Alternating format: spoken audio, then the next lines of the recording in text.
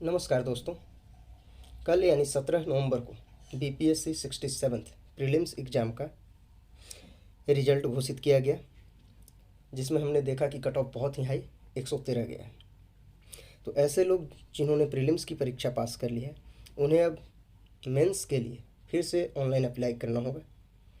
तो आज यानी 18 नवंबर को बीपीएससी के द्वारा 67th मेंस के लिए एडवर्टाइजमेंट रिलीज़ किया गया है, जिसमें कुछ महत्वपूर्ण पॉइंट पे हम बात करेंगे। इस वीडियो में हम बेसिकली 3 अलग अलग मुद्दों पे बात करेंगे। पहला, मेंस का फॉर्म कब से कब तक भरा जाएगा। दूसरा, मेंस के एप्लीकेशन प्रोसेस में कुछ नए प्रयोग किए गए हैं, जो नए रिकमेंडेशन है उस पर बात करेंगे। और तीसरा, मेंस का फॉर्म ऑनलाइन अप्लाई करते समय सभी स्टूडेंट से 7 इम्पॉर्टेंट इशूज़ पे अपना मत मांगा जा रहा है। यानी जो भी लोग मेंस का फॉर्म अप्लाई करेंगे, उन्हें उन 7 प्रमुख बिंदुओं में अपना मंतव्य जाहिर करना होगा। तो सबसे पहले हम बात करते हैं 67th बीपीएससी मेंस के फॉर्म अप्लाई का डेट। तो जैसा कि एडवर्टीजमेंट में दिया गया है, 21 नवंबर से 6 दिसंबर तक फॉर्म अप्लाई किया जाएगा। तो फॉर्म अप्लाई करने का डेट 21 नवंबर से 6 दिसंबर तक है। कुछ महत्वपूर्ण बदलाव की अगर बात करें तो सबसे पहला, जैसा कि हमने पिछले कुछ एग्ज़ाम से देखा है बीपीएससी का, कि आप अपना ऑप्शनल पेपर चेंज कर सकते हैं। वैकल्पिक विषय जो भी आपने रखा है प्रीलिम्स का फॉर्म भरते समय, उसे आप चाहें तो चेंज कर सकते हैं, ये छूट दी गई है। दूसरी जो परिवर्तन देखने को मिल रहा है वो है सर्विस पोस्ट चॉइस। पहले मेंस का फॉर्म अप्लाई करते समय सर्विस चॉइस या पोस्ट का चॉइस भरना नहीं होता था।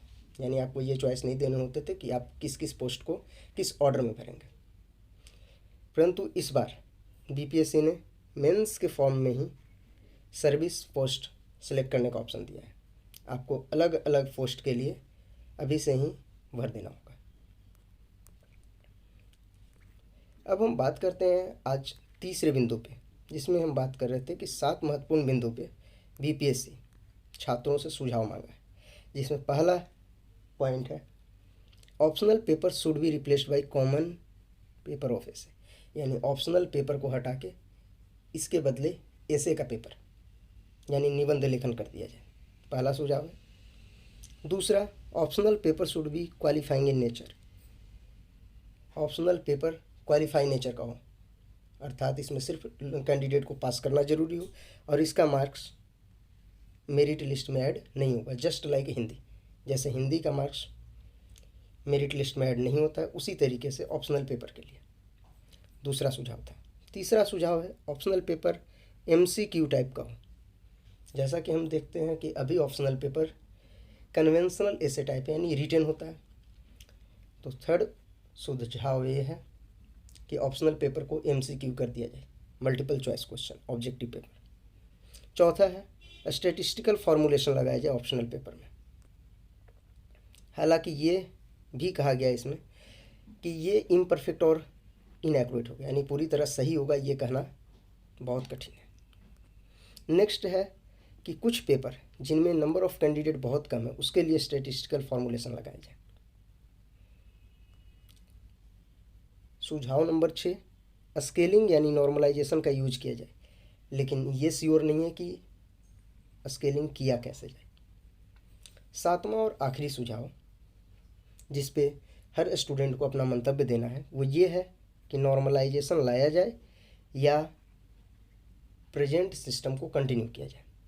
तो इन 7 सुझावों में कम से कम एक विकल्प का चयन करना आवश्यक है। एटलीस्ट एक सुझाव पे आपको अपना मंतव्य जाहिर करना आवश्यक है। इन सुझावों के बाद जो आखिरी निर्णय होगा ये आयोग के द्वारा लिया जाएगा। तो वो सभी कैंडिडेट जो बीपीएससी का प्रीलिम्स पास कर चुके हैं और मेंस का फॉर्म भरने जा रहे हैं, जो कि 21 नवंबर से 6 दिसंबर तक है, उनके लिए ज़रूरी है कि वो इन सुझावों पे अपना मंतव्य दें।